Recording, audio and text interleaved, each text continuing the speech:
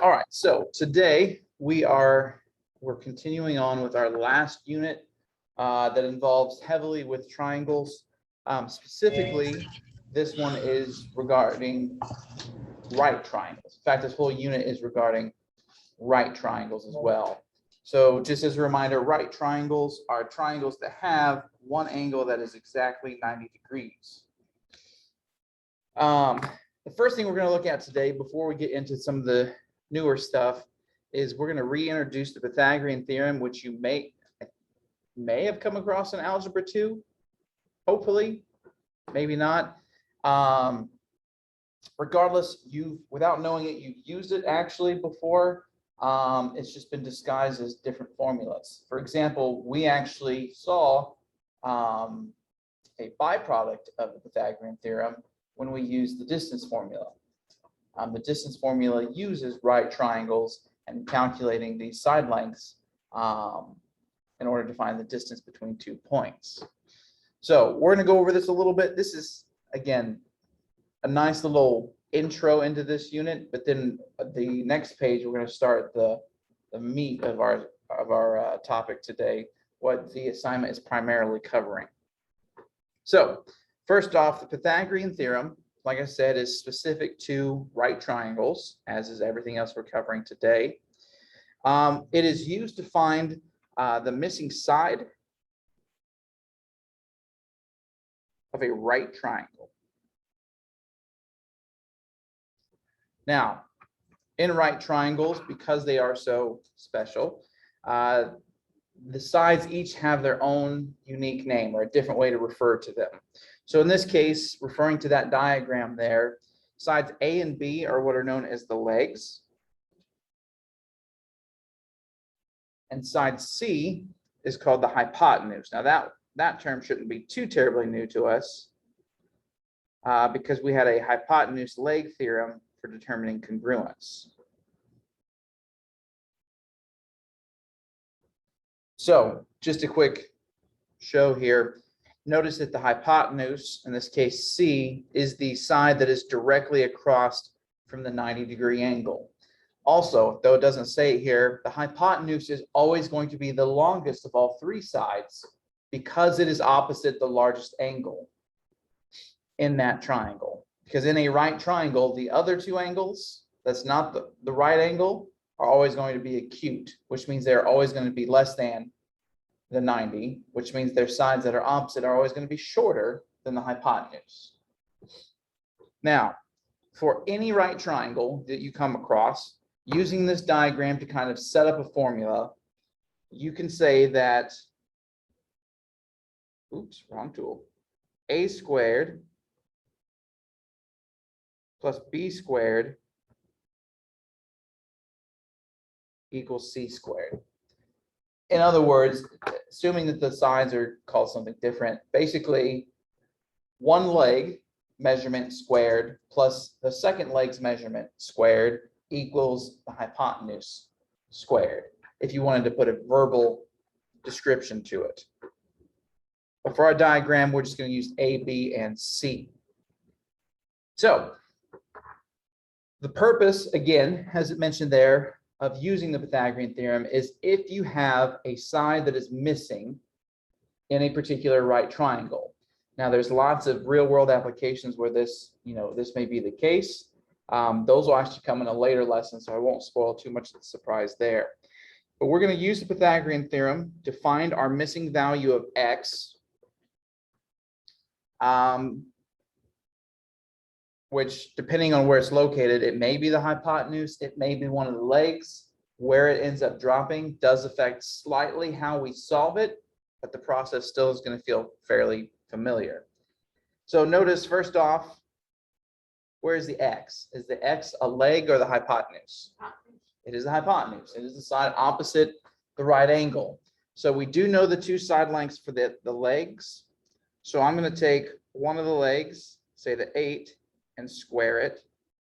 I'm then going to add the second leg squared, and that's going to equal the hypotenuse, which is where our x is, which is squared as well.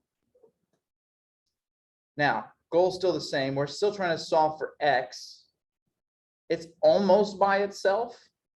I'm going to recommend that we clean up the side a little bit here on the left to see, just what we're dealing with. I'm going to give this, should be good. So 8 squared is going to give me 64.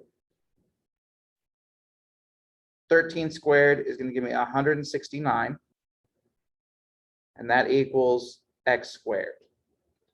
Then, what do you get when you get 64 plus 169?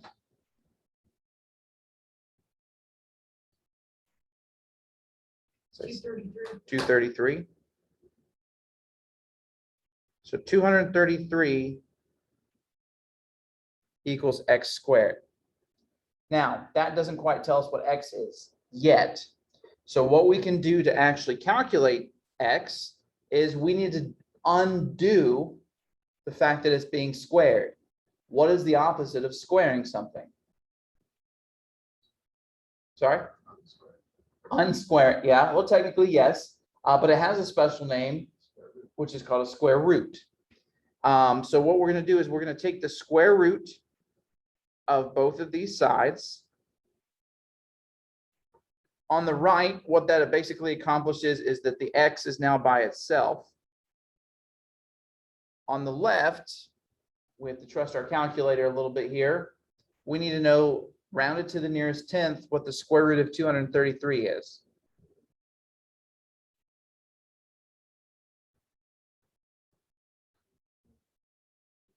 If 15.3, I like you said ish. So yeah, so what's going to happen here is most of our values we take the square root of today is not going to be a perfect square, which means it's going to be an irrational number, a number that goes on forever without repeating, which is why we have to then round. So again, I'm a creature of habit, so I'm gonna flip mine around to say that x equals 15.3. Now that is rounded. I guess technically I should put a little squiggly line there. But again, close in this case is close enough.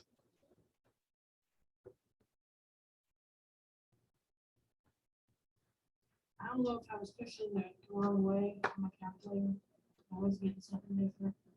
So how do I work this calculator? Okay, so if you're on a TI 30X, Yes. so down the left-hand side, Yeah. you're gonna probably see an x squared button. Yes. You want the feature that's right above it in that bluish or off, whatever off color it So I is. hit it first. So you do second, Second. then the x squared button, Okay. which, and then you type in the 233. That should get it for you. it says 1.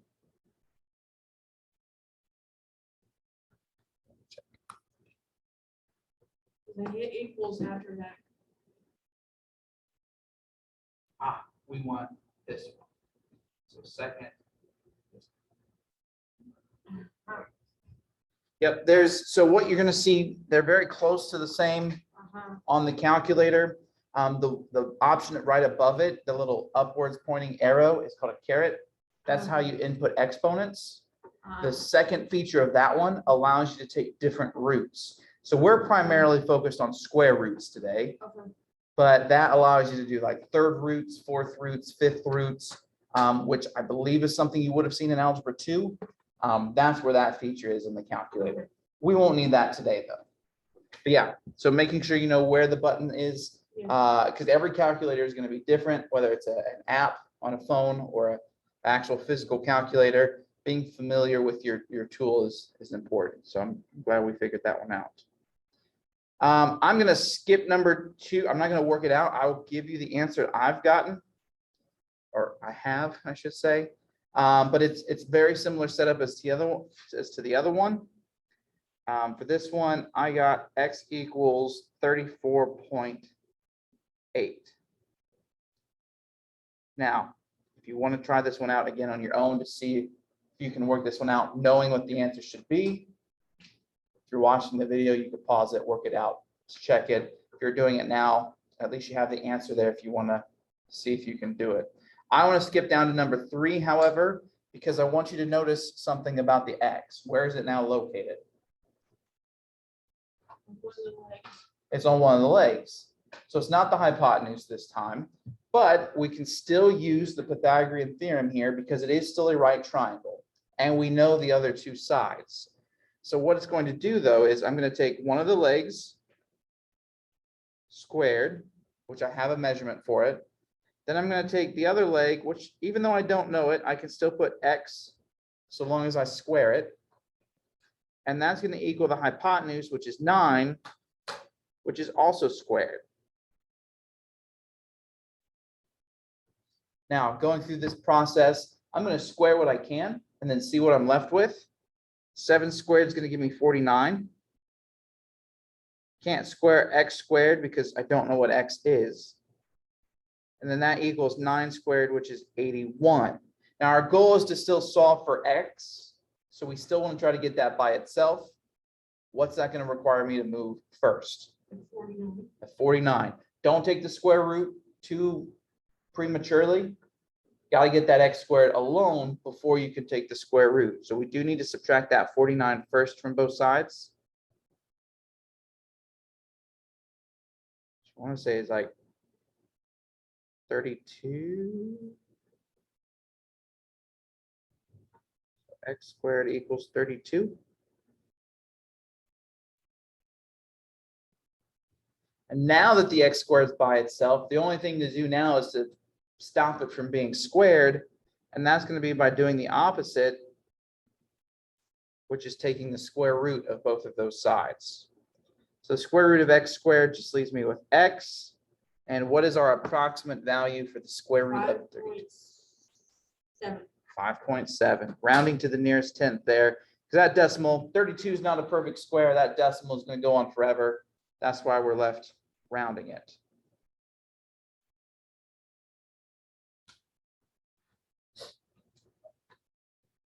Good.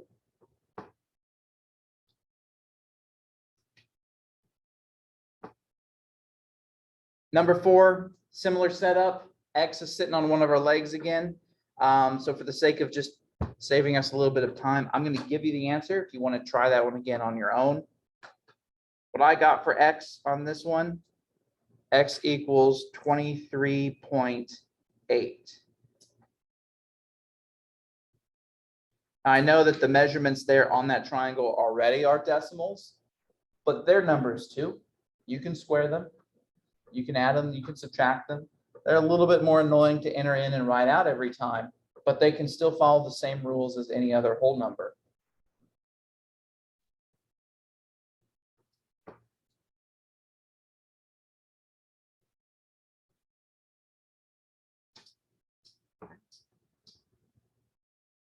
Jumping down to the next one. This one's a little bit more unique because our x is kind of buried inside of this triangle. Now, there's a special relationship going on here that we didn't have really our own time to speak of here, but that x, that measurement of x is what's known as an altitude of that triangle. And when it intersects with the opposite side, in this case, it does form a 90-degree intersection. Now, another special thing that happens here, if you think about it, if you imagine this triangle here on the left compared to this triangle here on the right, these are, in our own way, we could, if we wanted to go through the prove that they are congruent triangles, which means that this side down here should be congruent to this side here on the right as well. So this side is congruent to that side, which means they're both equal. And the only way I can split that 22 to be equal is if each of those measurements are equal. And the only way to get a measurement split into 2 equal parts is dividing it perfectly in half. So what is half of 22? 11. So this measurement, I know it seems kind of silly because we also have our little hash marks there, which look like 11s.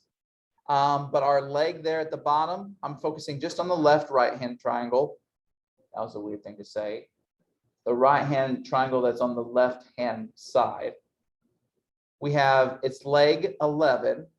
We're searching for its other leg, x. We know its hypotenuse 24.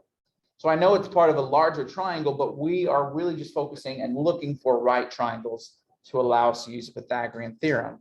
So for this one, we would get 11 squared plus x squared, because those are my two legs, equals my hypotenuse squared, which is 24 squared. Now at this point, it becomes very similar to the one above it because we're looking for a leg. We're going to square what we can. I know 11 squared is 121. I might need help on 24 squared. I want to say it's like 576. I was completely off. 576. Solving for that x, I'm going to subtract 121 from both sides. So it leaves me with x squared equals 455. And then last but not least, to get rid of that square off of the x, I'm going to square root it. And so then with my calculator's help, 21.3. 21.3 is the approximate value for the square root of 455.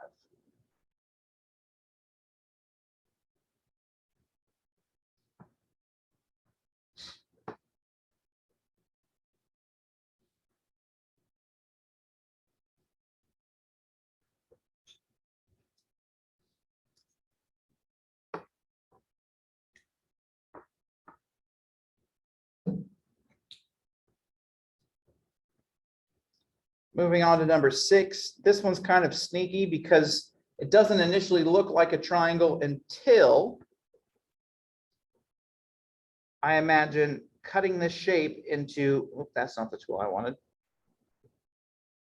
Try it again. Cutting the shape into two smaller shapes, one of which is a rectangle, the other of which is a right triangle. Now, the thing about rectangles, I know we haven't gotten to our quadrilateral unit yet, but the thing about rectangles is that opposite sides are congruent. So this side over here is 5.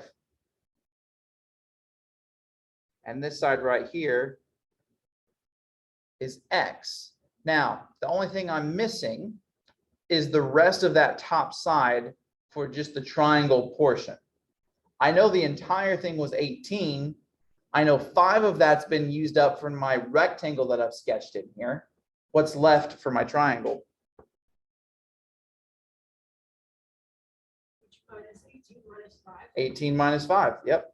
Which I believe gives us 13. 13. So my triangle now, I've kind of separated it from the rest of the information. I've attached my x to it. I now have another right triangle. I'm going to run through that Pythagorean theorem again. So I have the legs, 13 squared plus x squared equals the hypotenuse squared. Excuse me. Thank you. And I'm just going to go into solving mode, squaring what I can here. 13 squared, I know is 169 plus x squared. 16 squared, I don't remember this one. Is it like 256 or something like that? Yep. I usually don't know that one. 256. Going to get the x squared by itself by first subtracting the 169. This one I can't do very easily in my head. 256 minus 169. 87. 87. So x squared equals 87. Last thing to do to get that x completely by itself is to undo the fact that it's being squared. 9.3. Good. So the square root of 87 is going to be approximately 9.3.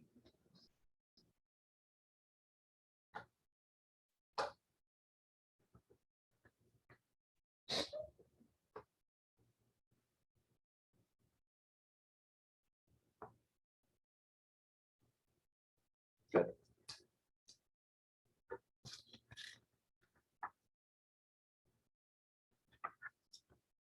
number 7. We can do number 7.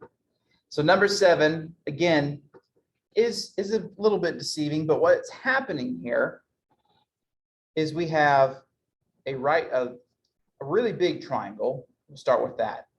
And on that really big triangle, we have this length x. Now, we can't definitively say that this is a right triangle because there's nothing here confirming that. But I do see that the medium-sized triangle is a right triangle. So that means I can do a little bit there. And because of it being a linear pair, technically on the left-hand side here, this would also be a 90-degree angle because 90 plus 90 would equal the 180 across the base there, which means I technically have 2 right triangles that I can work with. Would you cut the 12 and a half? So I won't have to cut the 12 in half. So the 12 is actually acting as a leg Okay. for both of these right triangles. It's the short leg in the medium-sized right triangle. Mhm. It is the long leg in the little right triangle. In each case, I know the hypotenuse of each, but then I have this little mess down here because right now I don't have anything labeled here. So I don't know this measurement because that's part of the x. I also don't know this measurement there. So here's where I need to get a little bit creative. I'm going to have to define my own variables because I can't find x straight away, but I can find its 2 parts. So I'm going to say that for the small right triangle here on the left-hand side, that little leg that we don't know anything about, I'm going to call that m. Any variable would do. I'm just going to use m since x is already being used. And then the slightly larger right triangle, I'm going to label that leg n. Now, here's the thing. X is just the sum of m and n. So if I can find m and n, I then know x. But it does mean I'm going to have 2 sets of work now. So I'm going to start with the little triangle there on the left. So the legs there, I have m squared plus 12 squared equals the hypotenuse, which is 14 squared.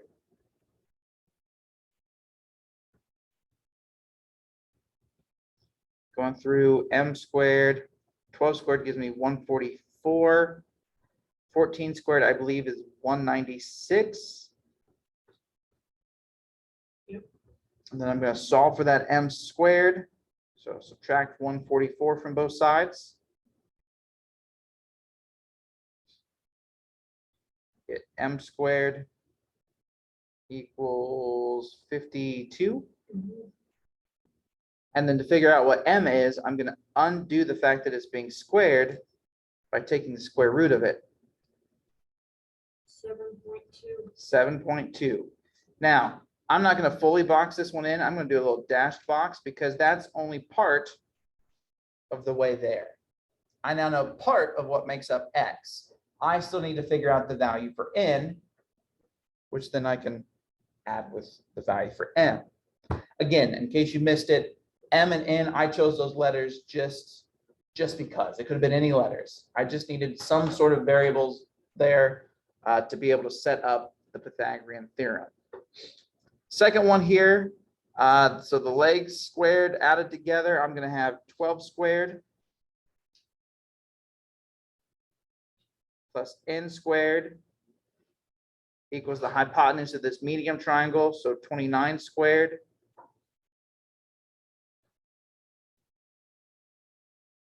I know 12 squared is 144. What's 29 squared? 841. 841. Thank you. Going to subtract 144 from both sides.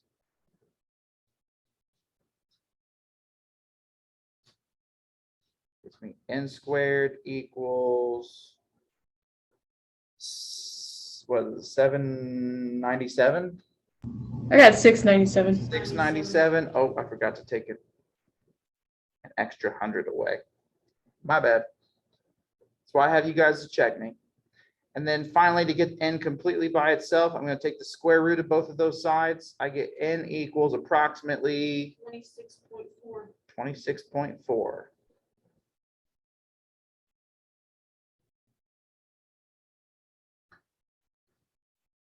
Now, I need to be careful here because I'm not quite done, because x is equal to the 7.2 plus the 26.4. So what does x end up equaling? 33.6. 33.6.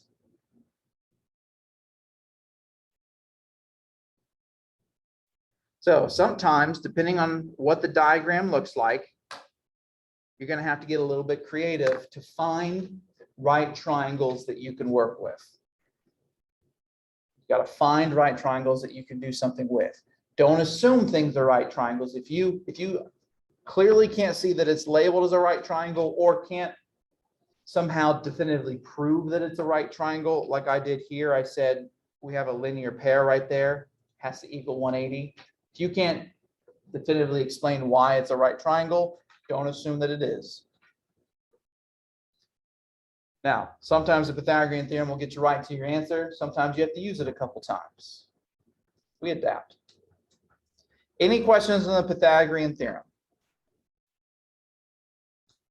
So there might be at most one Pythagorean theorem on the assignment today. Like I said, the next part we're about to cover, that's really the main focus for today. I think it's kind of fun and exciting stuff. But the reason why we had to cover the Pythagorean theorem is because you can't cover right triangles without talking about the Pythagorean theorem, because inevitably there will probably be a situation where we may need to use it. We have two of the three sides of a triangle. On a right triangle, Pythagorean theorem becomes our best friend. But like I said, our main focus. I got a question, Josh. Yeah, go ahead, Tiara. So is it always where the line is? Is that the number that they share? Is that where you square it? Does that make sense? I was trying to print my stuff off in the beginning. That's why I was like. Oh, you're fine. What do you mean by where the line is? So well, I guess not. So like the ones where there's like two triangles, it seemed like so like this was x squared, like down the middle. So wherever that right triangle is. So like 7, we did 14 squared, 12 Right. squared, and 29 squared, right? Yeah, so if I look at number 7 there, this first Pythagorean theorem that I used, these two, the m and the 12, are the legs of this little triangle. The 14 came from the hypotenuse. Now, I can always identify the hypotenuse for two reasons. One, it's always the longest side in a right triangle, and that side is always the side opposite that 90-degree angle. Is that Okay. cleared up? That's what I needed. Perfect. Good question. All right. So our main focus today, like I've kind of alluded to in the past, is this topic known as trigonometry. Now, trigonometry, again, usually sounds intimidating, and as I've mentioned in the past, normally when you hear trigonometry, it's often paired with pre-calculus. But we don't teach pre-calculus here. It's even more advanced than Algebra 2. It's a fun class, I must say. I'm a little biased, but it's a fun class. But we're not going to get into all the nitty-gritty little details that comes with trigonometry. We're simply going to use them to help us find some missing information on right triangles. So for our purposes, if someone were to ask you right now, what is trigonometry? You could simply state that it is the study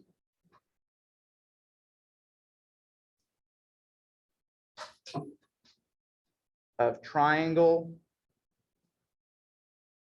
measurement.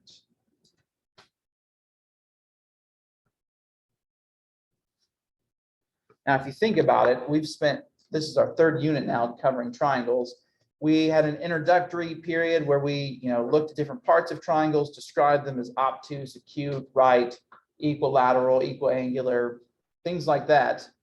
Then we spent a lot of time saying, okay, are these two triangles congruent? Are they similar? Then we did some dilations, all sorts of things there, but we haven't focused primarily on the actual measurements within. We use them simply to prove things, but we haven't had to actually find them so much ourselves.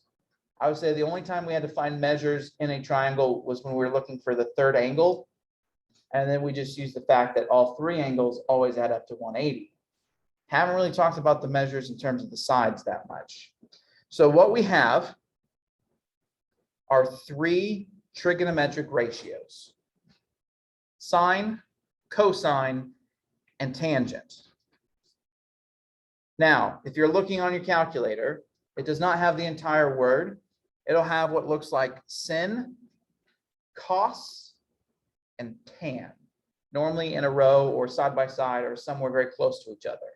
Those are those three trig functions, trig ratios that we're going to use today, and our calculator is going to help us out somewhat. Now, it says here that each acute angle of a right triangle has the following trigonometric ratios. So notice our focus, we're only looking at the right angle long enough for us to say, yep, this is a right triangle. Our main focus today are going to be the other two acute angles that are within. So using this diagram here, sine is the ratio in which you compare the leg opposite the angle with regards to the hypotenuse. So this gets a little bit trippy because when you change the angle that you're focused on, you change what it means to be opposite that angle. So over here to the right, sine of A. Find angle A. Notice that it is a capital A, whereas the sides are lower cases. Sine of A, what side is opposite of A? B. Oop, that would be adjacent. That's connected to it. Opposite is the side that is not touching. Little a. So it'd be a little a. That was done on purpose, just to kind of help with this introduction here. So the side opposite that angle is little a, and we're writing a ratio with regards to the hypotenuse, which is in our diagram. Which side is our hypotenuse? The C. The C. So the relationship for the sine of A in that diagram is going to be A, oops, don't like how I wrote that, A over C. Now, be careful, still using sine as our relationship, so opposite and hypotenuse, but notice we are changing the angle that we're focused on. Now we're on the other acute angle. Which side is opposite angle B? Little b. Little b. Has the hypotenuse changed? No. No, the hypotenuse should never change. The hypotenuse will always be the hypotenuse. So for sine of B, our ratio there is going to be little b over little c.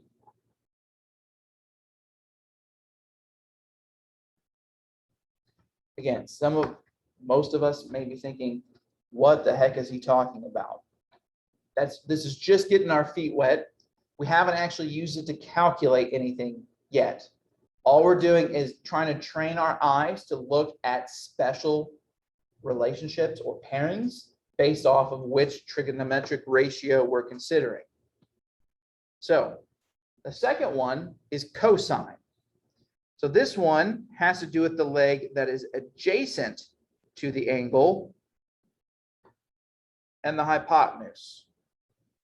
So going back to my same diagram here, now we're looking at the cosine of angle A. So I'm going to come to angle A. What leg is adjacent to angle A? Little c. Ooh, little c is always the hypotenuse. Oh, Is it B? It is B. So with respect to angle A, little a is opposite, little b is adjacent. C is always the hypotenuse. So for this one, for cosine, the adjacent is B. So I write B over the hypotenuse, which is still C. Then I switch focus to angle B. Which leg, keyword leg, is adjacent to angle B? A, Little a. Has the hypotenuse changed?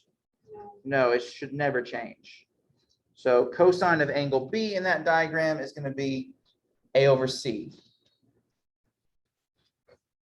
And then our last one, tangent, is the ratio with regards to the leg that is opposite the angle compared to the leg adjacent to the angle. So we're not even focusing on the hypotenuse anymore for tangent. We're just looking at the opposite and adjacent. Now, here's where we have to be careful. Depending on which angle you're sitting on, opposite and adjacent are going to switch on you, depending on where you're landing. So for this first one, tangent of A, I'm here on angle A. I want the opposite one first, which is B, opposite opposite, no way. is little a. So that's going to be on top. And that's with respect to the leg that's adjacent, which is little b.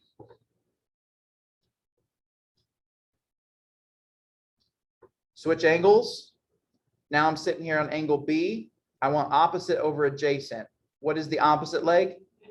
A, Opposite. opposite, C, C is hypotenuse. doing B, B. Yep. So if you imagine, if you look at this diagram here, B is this angle that's just getting bigger and bigger and bigger. And as you go out and travel out through that angle, you run into this side. So that side has nothing to do with making this angle, which makes that side opposite.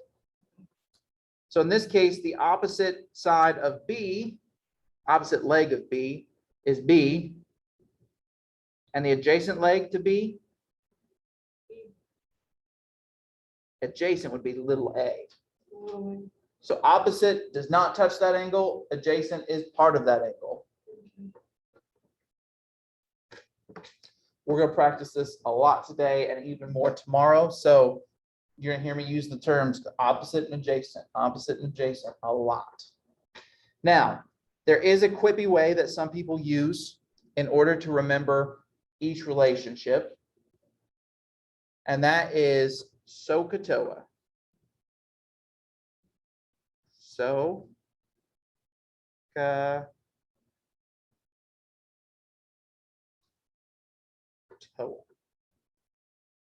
Which is just a really quippy way of remembering that sine, the S, is the ratio between the opposite leg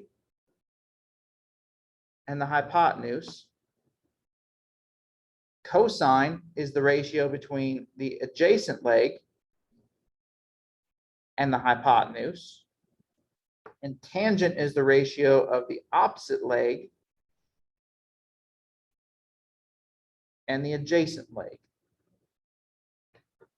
So sine, opposite over hypotenuse. Cosine, adjacent over hypotenuse. TOA, tangent, opposite over adjacent.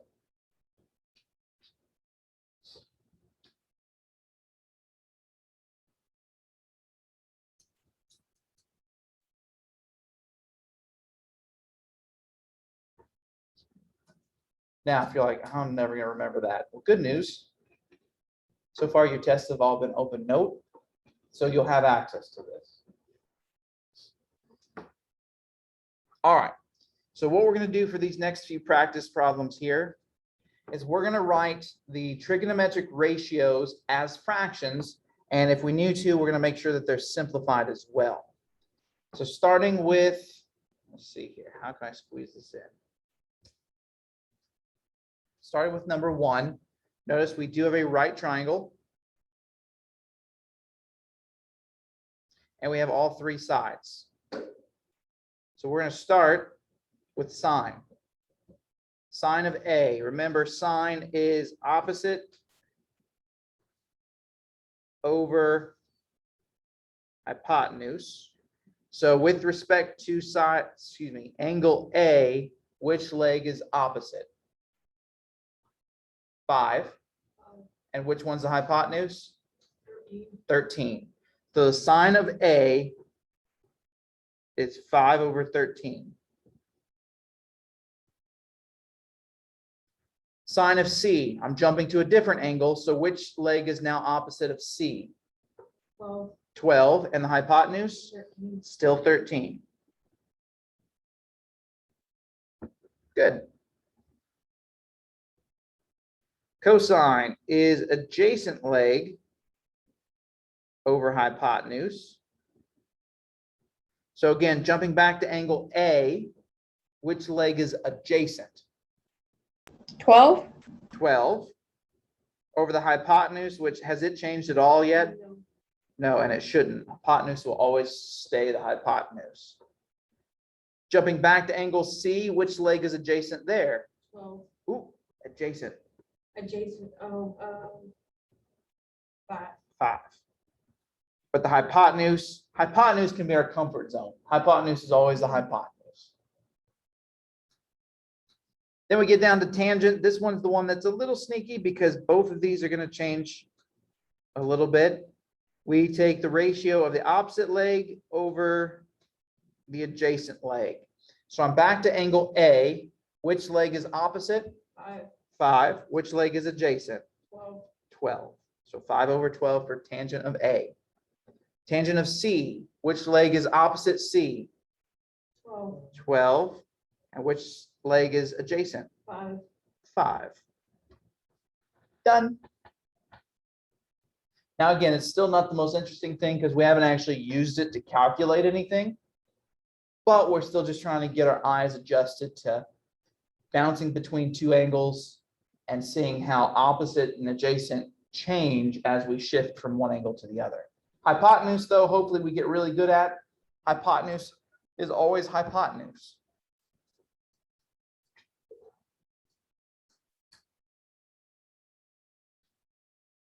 Okay. Number 2 is a sneaky one. What are we missing on number 2? Hypotenuse. Yep, we don't know the hypotenuse, but thankfully we spent that first page practicing a process that allows us to find it, which is the Pythagorean theorem. So technically, if I was following the same naming conventions here, I would say that currently that's just little y, since we don't know it. It's opposite angle y. So setting it up here, Pythagorean theorem, leg squared plus other leg squared equals the hypotenuse squared.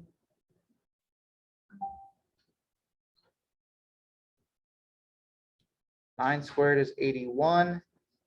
12 squared is 144. What's 81 plus 144?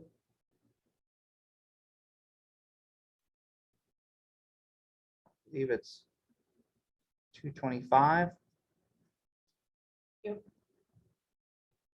Square root both sides to figure out what y is. I think I get 15 equals y. Yep. So my hypotenuse is 15.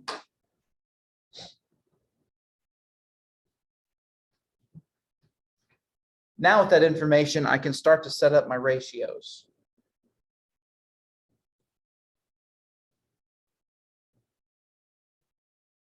So again, remember, we're jumping around a little bit. Sine, opposite over hypotenuse.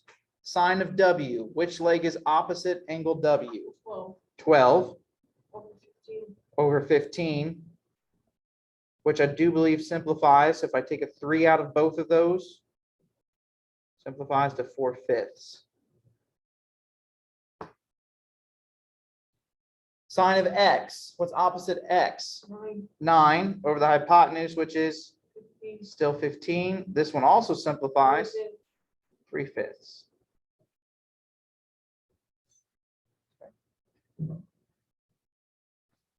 Then we switch to cosine.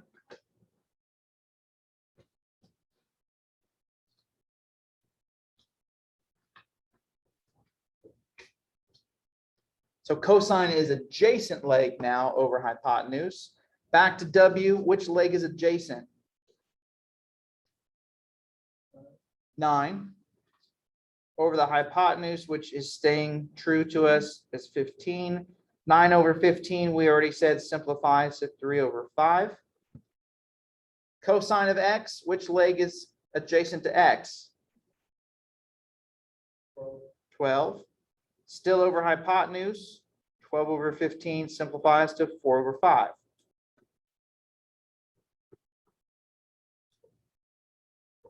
And then our last one, tangent, which is opposite over adjacent.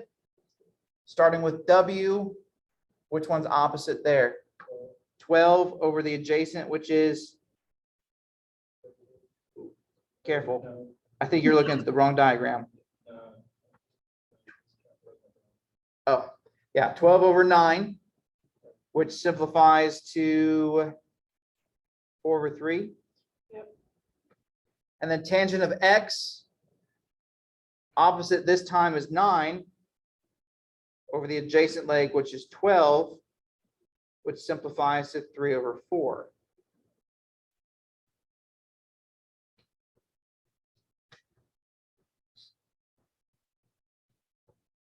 Now, if you're still writing that information down, that's absolutely fine. I'm not going to go through the whole process of 3 because it's very similar to 2. We have to use the Pythagorean theorem to find the missing leg, set up our ratios. I am going to give you the simplified ratios so as not to spoil what the missing value is. Again, if you don't want to do this one, is purely optional. But the ratios should be sine of L is 15 over 17. Oops. Sine of M is 8 over 17. Cosine of L is 8 over 17. Cosine of M is 15 over 17. And then tangent of L is 15 over 8. Tangent of M is 8 over 15.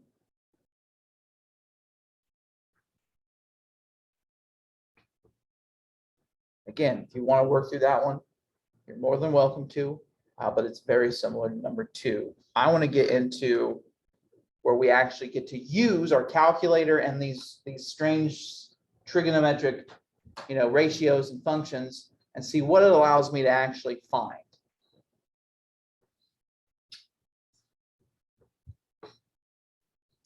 Any questions before we move on to our last page?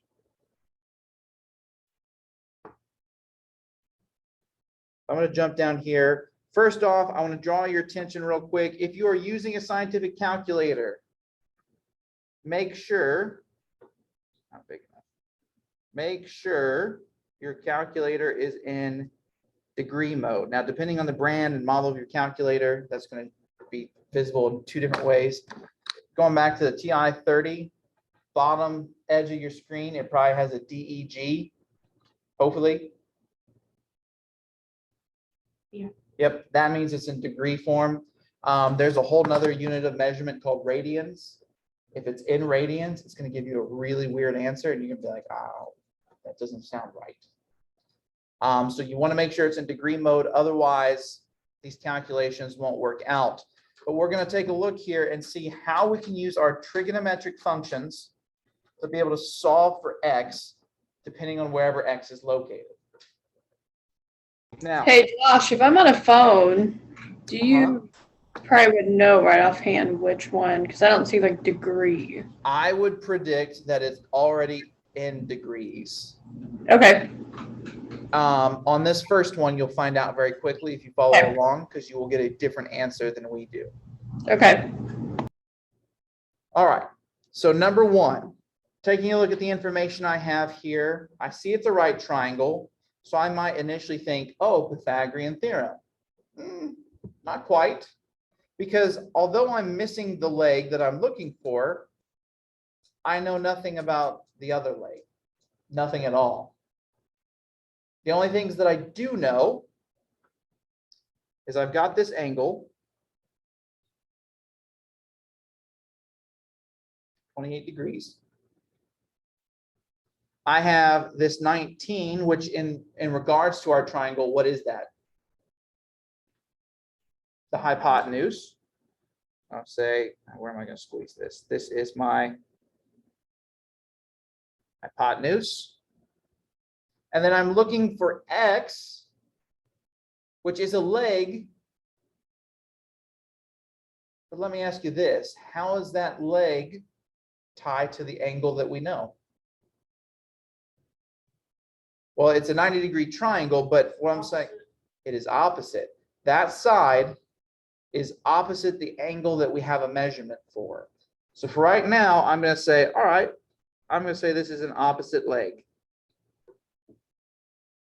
I pause for a moment and I think, which trig ratio has opposite and hypotenuse?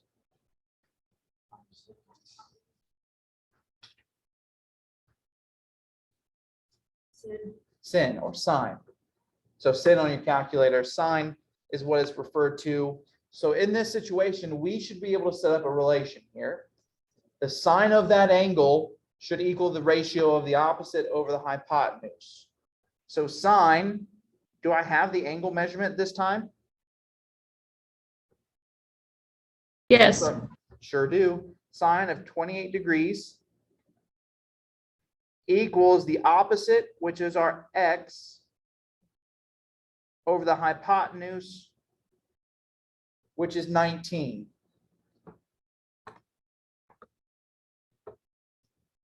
We'll pause there for a moment, let you have a second to digest. Again, we chose sine for the angle that is measured 28 degrees because what we knew or what we were looking for was the opposite leg, and we had the hypotenuse. That's why we chose sine with respect to the 28-degree angle. That allowed me to set up this ratio, x over 19. Now, initially, it looks like gross. I've created a bigger problem. How am I supposed to solve that? Well, think here, I want to go about that far. Before I even talk about that sign yet, if I was trying to get that x by itself, what would you do? Multiply by 19. So you do a times 19 here. You do a times 19 here. I'm going to do a quick switcheroo here. Flip it around to say that x is going to equal 19 times the sine of 28 degrees. Good news is, in a manner of speaking, I solved for x. But if I wrote that down and said, yep, this is the measurement I need, people are going to scratch their heads. They're going to be like, 19 sin 28. What? This is where I need to go to my calculator. My calculator can actually compute the sine of 28. So I'm going to write right here. So I'm going to grab my scientific calculator.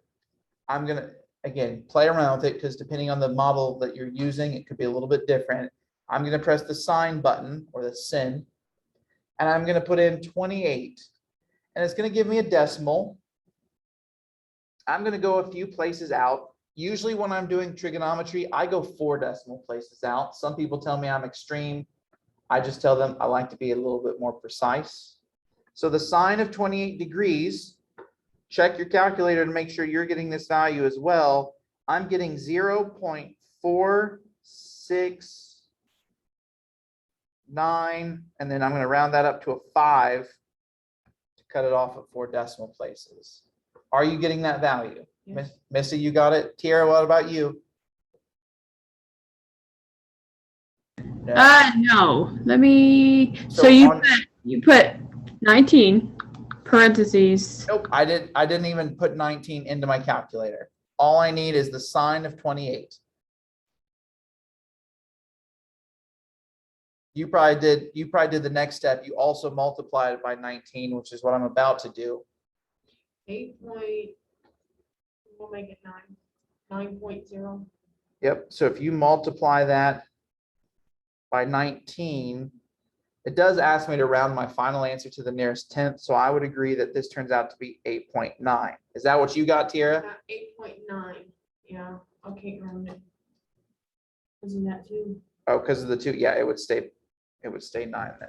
So will you say exactly how you did it again? Because as soon as you said you went mute. I think it was my internet connection. Oh, okay. Sorry. Did you get 8.9? I feel like I got something close to that, but I typed it in as like 19 parentheses and I hit send 28 parentheses and I feel like it gave me that. Try it again. Let's Okay. check. Because if you did the whole thing from that second step, it should still give you about the same answer. Your calculator will do the order of operations. Yeah. And that's okay. So technically you could have bypassed this step right here where you calculated the sine of 28 specifically, but I like to show that the sine of 28 degrees is just a value like any others, which is why I'm going to be able to move it around as if it were just a value. I can add it, I can subtract it, I can multiply it, I can divide it. I usually don't calculate it till close to the end. So how did you find that calculation again for the 28? So on your calculator, you would take, don't do the 19, just do sine of 28.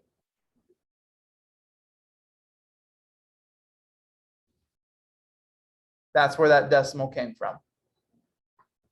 So again, depending on your comfort level with your calculator and how your calculator handles the order of operations, you can enter in that second line. Just be careful, would be my warning there. All right. Jumping over to the second one here. Picking apart the information I have, I see another angle measurement. And with respect to that angle measurement, what other parts do I have or am I looking for? Do I know the hypotenuse? That's usually pretty, I don't. Okay, so I know something or I'm looking for the legs. There's one leg. Okay, which leg do I know? 32. Is that opposite or adjacent the 41-degree angle? Adjacent. It is adjacent. So we're gonna be doing the tangent. We are, because we're looking for the opposite leg. So tangent is the one we're looking at. Tangent is the one that relates those two measurements. So we're going to take the tangent of our angle, and that should equal the ratio of the opposite, which is x, over the adjacent, which is 32.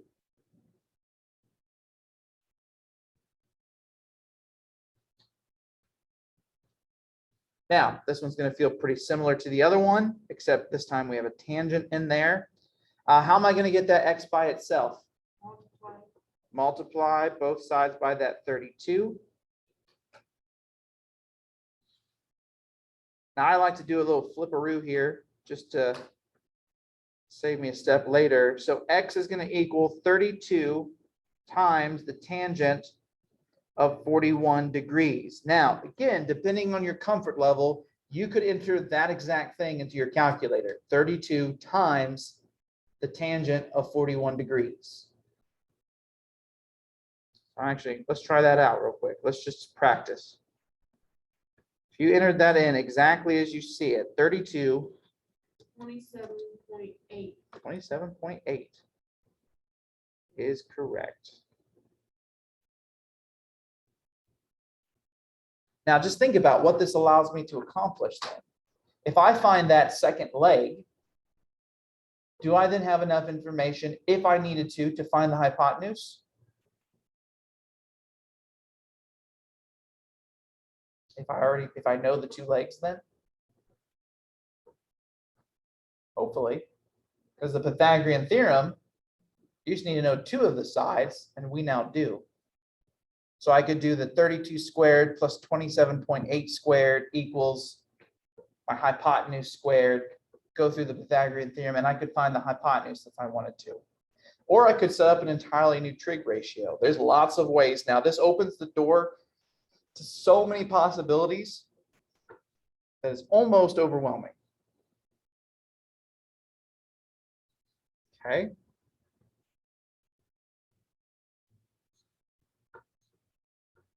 So I'm going to do number 3, just so we can get a cosine in there. And then I'm going to jump down to 5 through 8 because it mixes things up a little bit on us. So number 3, we have this 21-degree angle kind of nestled up here at the top.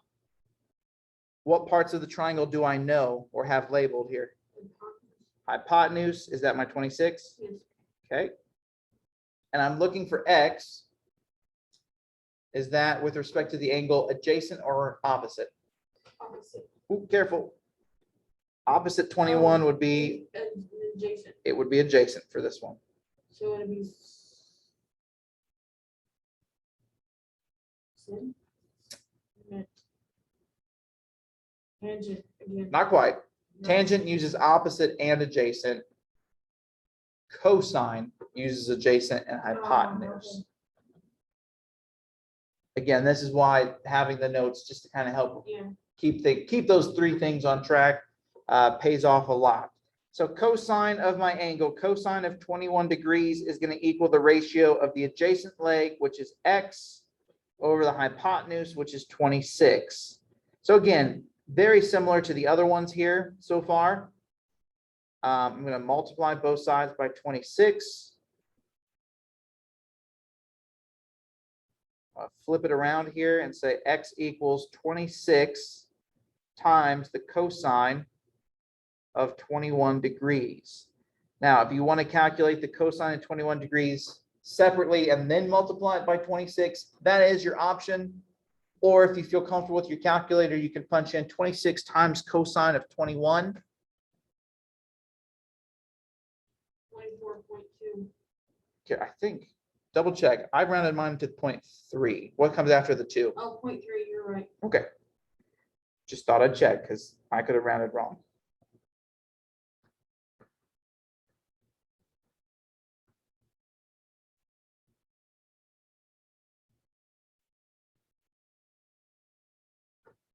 So number 4, I won't leave you hanging there. If you wanted to try number 4 out, I will tell you that X equals approximately 11.4.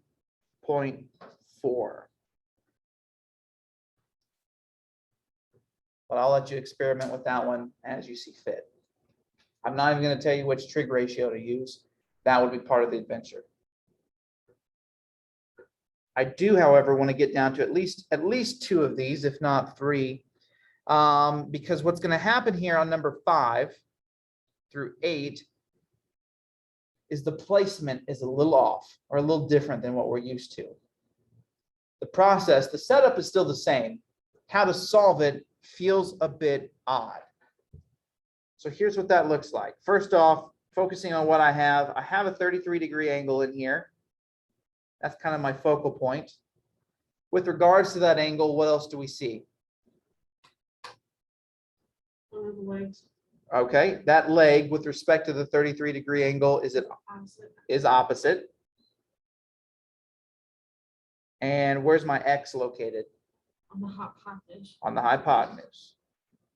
Okay, so I'm thinking opposite and hypotenuse Sine. would be sine. So same setup as before, sine of my angle, which is 33 degrees, equals the ratio of opposite over hypotenuse, 15 over X. Now, like I said, this one feels strange. I'm gonna talk you through it. There is a trick we're going to use here. I'm going to get the X out of the denominator by doing the opposite of what's being done to it to begin with. It's being divided, so guess what I'm going to do? Multiply. I'm going to multiply. I'm going to multiply both sides by X. So that gives me X times the sine of 33 degrees equals 15. And then I'm going to look at it and say, well, shoot, X isn't quite by itself yet. What would I like to move away from it? 33. Not just the 33. So this is where it's a little odd. I would like you to know that this is packaged together. 15. Where's the X? Left or right? Left. It's on the left. Okay, so you want to subtract the x on both sides. Ooh, not quite. So this one's sneaky. So let me just tell you this. The sine of 33 degrees, if I put it into my calculator right now, would it give me a value? Yeah. Sure. So sine of 33 degrees is a number like any other. It is currently being multiplied with x. What would I need to do to make it go away if it's being multiplied? Divide it. I need to divide both sides, and here's where it seems even stranger, by the sine of 33 degrees.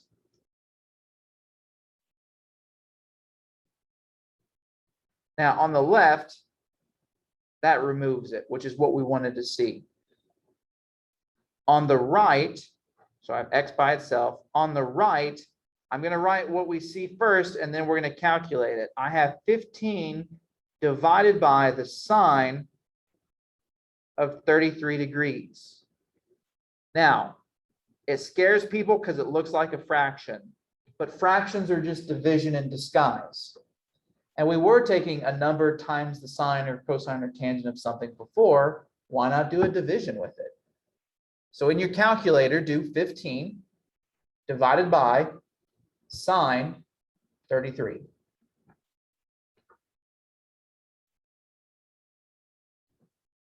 $27.6, 27.5. 27.5.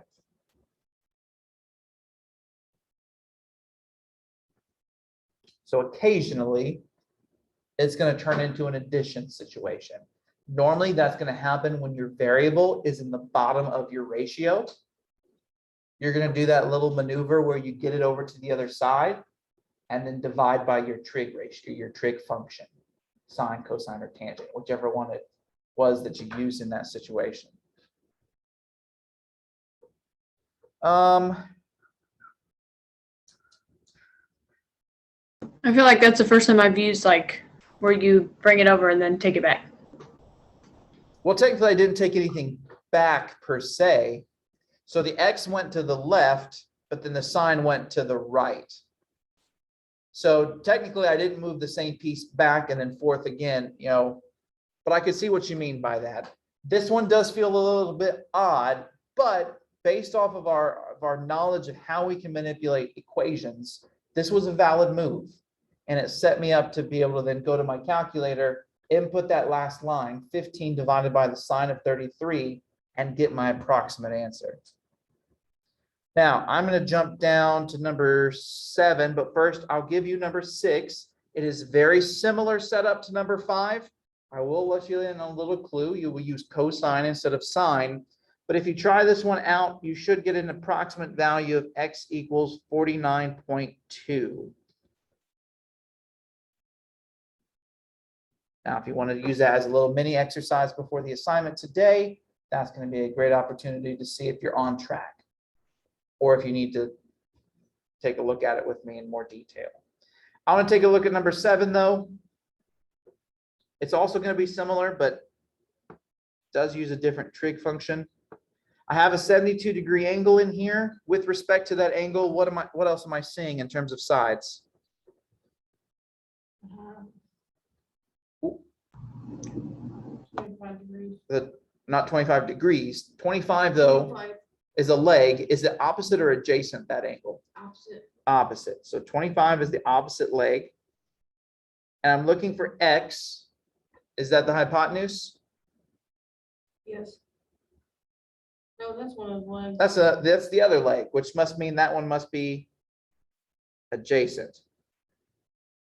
We're gonna do sine. Ooh. Opposite. Wait a minute. Tangent. Tangent.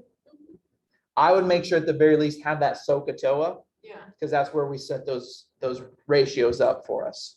So we are going to use tangent here on this one. So I'm going to take the tangent of my angle, which is 72 degrees. Set that equal to the ratio, which is the opposite, in this case 25, over the adjacent leg, which is x. And you're going to notice that variable did land in the denominator again on me. So I'm going to have to do that little maneuver to get it out first. And that maneuver again was multiply both sides by that variable. So I've got x times the tangent of 72 degrees equals 25. And then I need that tangent to move away. So I'm just going to divide it.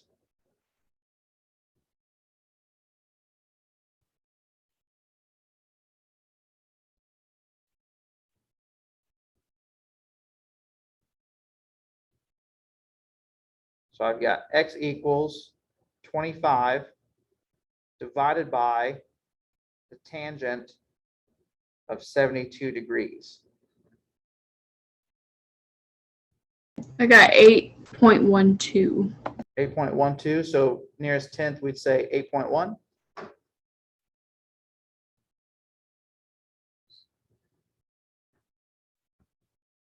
There we have it.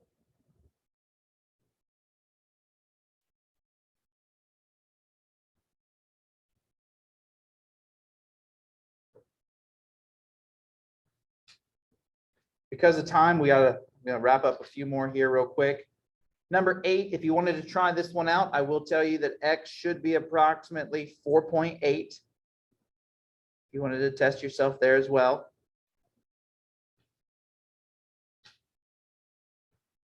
But I want to do at least one more here with a quick word problem just to try it out. Number 9 says that Jake leaned a 12-foot ladder against his house. If the angle formed by the ladder and the ground is 68 degrees, how far from the base of the house did he place his ladder? Well, I'm going to do a really crude sketch.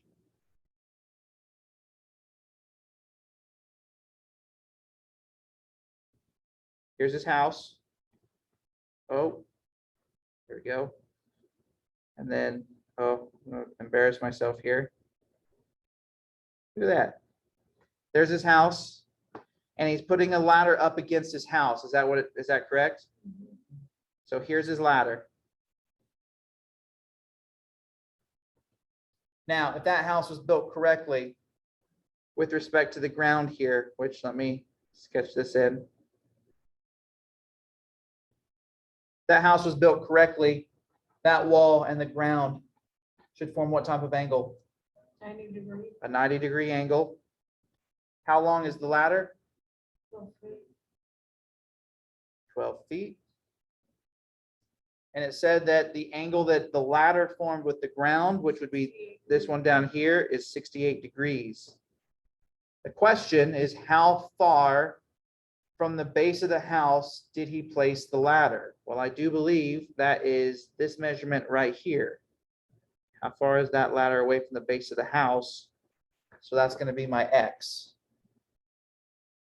So again, you don't have to be as cutesy with your picture drawing. If you can just at least get the triangle in there, it's usually going to be a right triangle. But then if I go into solving mode again, there's my angle. With respect to that angle, what do I see? The hypotenuse. I have the hypotenuse. That's my ladder. And I'm looking for x, which is one of the legs. Is that adjacent or opposite the 68 degrees? Adjacent. Adjacent, which means I'm going to use which trig ratio? Cosine. Cosine.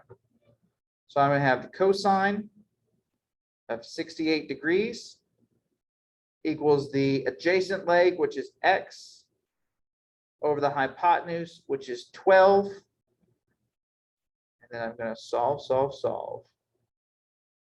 So I'm in luck here that x is not in the denominator this time. So this one will be a little bit faster.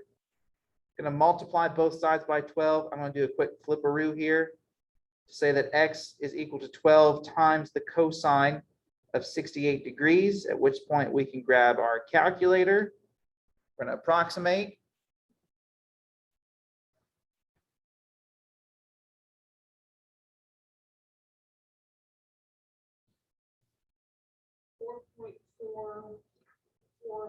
It'd be 4.50. Okay, so 4.5, and this time there was a story attached to it. So what would the units be on that? What's the only unit it gave us? Feet. Feet. So the end of the ladder is 4.5 feet from the house. So the base of the ladder is 4.5 feet from the house. go. And if you're curious, if you wanted to attempt the next one, if you solved it all the way through, you should get 16.6 feet. I'm not going to tell you what you can use whatever variable you want there, obviously, but your final answer should be 16.6 feet.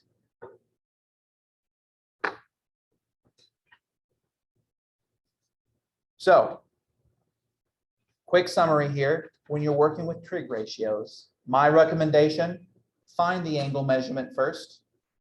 Use that angle as your lens. Say, okay, I'm standing here at this angle. Do I know the hypotenuse? And is that leg opposite or is it adjacent? Using that lens will help you use the right trig ratio to set up your equation to then solve.